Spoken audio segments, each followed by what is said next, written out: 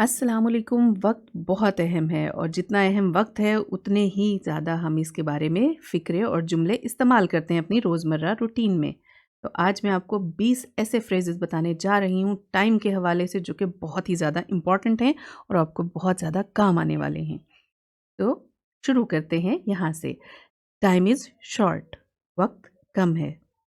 I don't have time. मेरे पास वक्त नहीं है। We need to follow time. हमें वक्त के मुताबिक चलना चाहिए। Do not waste your time. अपना वक्त ज़ाया मत करो, या हम इसको ऐसे भी कह सकते हैं, don't waste your time. Don't waste my time like this. मेरा वक्त इस तरह से ज़ाया मत करो। It will take some time. इसमें कुछ वक्त लगेगा।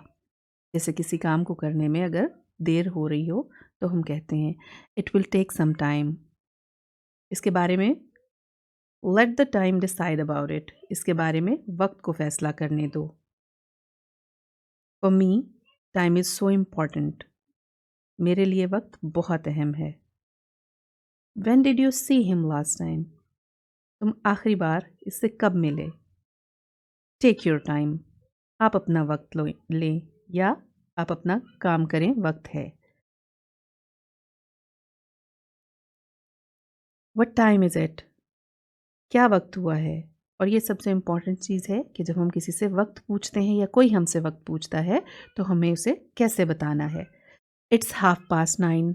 9:30 हुए हैं। जब वक्त इस तरह से है कि 9:30 का टाइम है या 11:30 या 12:30, तो हमें क्या कहना है?